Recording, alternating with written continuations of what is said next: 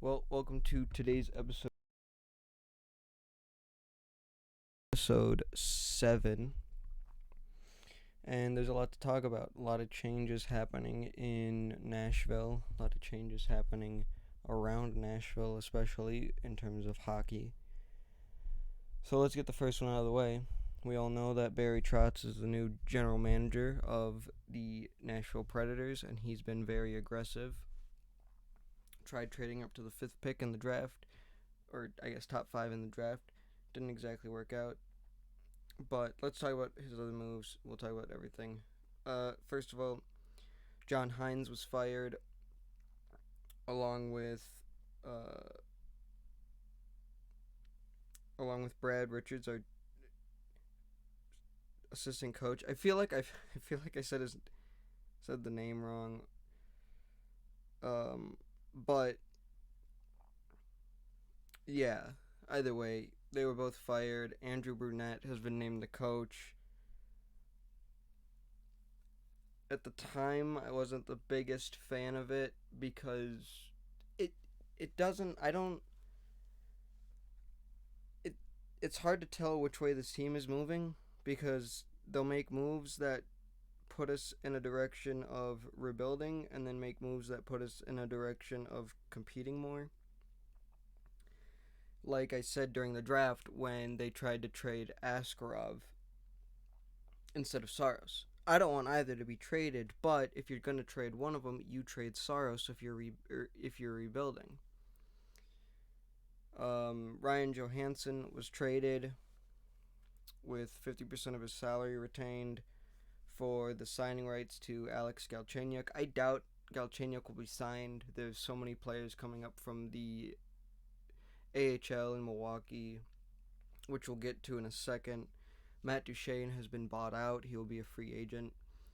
It gives us a lot of cap space. I'm kind of afraid what the cap space is going to do, what we're going to do with the cap space, mainly because I don't want Trotz to blow it all in one off season when we have so many players that need to be re-signed in the next 1 to 2 years. Now, I'm not saying that all the players that are going to be that need to be re-signed coming up are going to cost a lot of money, but there's so many of them that even small contracts can eventually hurt you. For example, Trennan, Tomasino, Parsonen, Novak, Fabro. You got Carrier to sign this year. Saros's deal expires in 2 years. You need to get him extended. So there's a lot of contracts that need to be dealt with in the coming years, and I don't think it's wise to blow all of your cap in one off season. But hopefully Trotz stays aggressive, but not aggressive to the point of being dumb about it. But I don't know. We'll see. So the Milwaukee Admirals made it very deep into the playoffs. They made it to the Western Conference Finals of the Calder Cup playoffs. Yaroslav Askarov, in his first year in the AHL or in North America in general, did pretty well. He shows a lot of aggression when playing the puck, which cost us, in my opinion, it cost us the ability to go to the Calder Cup Finals. But it's a lot to learn. He's still young. That stuff can be learned with age. It just like any goalie. A lot of players in the AHL broke out during the playoffs, like Joakim Kamel, Luke Evangelista. You had Tomasino developing his defensive game a lot.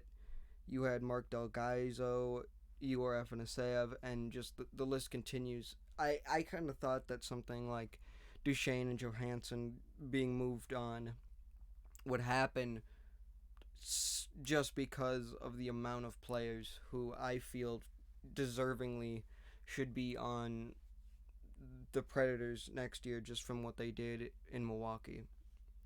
Another thing is that the Predators, who recently were with the Florida Everblades as their ECHL affiliate, and they separated in the 2021 season or the 2022 season, I don't remember. They now have a new ECHL affiliate in the Atlanta Gladiators. Makes sense as the close proximity between the two, between Nashville and Atlanta, but there is, again, even though there isn't a super close proximity between Nashville and Milwaukee, it's more of just a storied thing that I don't think should ever change. I think for the rest of the time, Nashville and Milwaukee should be connected. Predators, in my eyes, had a pretty good draft. The Tanner Mollendijk pick could age poorly, but it could age pretty well. We'll have to see how it goes. I'm hoping it ages well, but you never know. I like the Matthew Wood pick. I think I've made it clear from the longest time that I wanted Oliver Moore and or Axel Sandlin Pelka. Probably just butchered his name like I sometimes butcher players' names. But you know what? I got Askarov the draft before, and just lately I'd been getting everybody I wanted in the draft, so that's fine. David Poyle's last pick as a GM technically was Aiden Fink, which I think is just a steal in the 7th round. Drafted like Cole Lind. There was such. I think it was an interesting draft from Nashville. I think it'll change sort of the landscape of what we do. Sorry, Cole Lind is his brother. I meant Callan Lind. Sorry. But yeah, no. Still, I think it's going to show a lot of stuff. I think the Predators still have a great prospect pool. They still have a great prospect pool. It's just getting better. I think that Trotz needs to stay aggressive, but not get too over aggressive. I feel like some of the moves that he's tried to do so far has been to show that he's aggressive more so than being smarter with the aggression. And I do enjoy the fact that what his demands are for a player to trade away don't change. He didn't change or buckle on Saros. I don't think he will, and I don't think he should. If you're going to trade away someone like Saros, who's a fan favorite, who's beloved by fans, who's the heir apparent to Pekka Rinne, you need to get a king's ransom for him, basically. I wish good luck to Matt Duchene, Ryan Johansson, and any other players on Nashville this year who get dealt or bought out or something with their next teams. I hope that the Predators are smart this offseason. I wanted to wait to sort of get into free agency before making the video, but my hands sort of been forced. The Predators do have $24 million in cap space, so that's great. I mean, it's good to have that much cap space. Again, there's not many players in, like we said in the video about the free agency prediction, there's not many players on the free agent market who's really worth it. Even with all the buyouts lately, I mean, there's nothing really worth it. So if I'm, personally, I would say there's no reason to be aggressive in free agency. There aren't many free agents, big name free agents that are worth it. Sign who you need, re-sign who you need to, get ready for when a lot of the younger guys need their big boy contracts, and get ready for the Saros contract. There's a lot of changes coming in Nashville. I think a lot of the changes have been for the better. And I think that maybe we could surprise some people coming up soon in Nashville.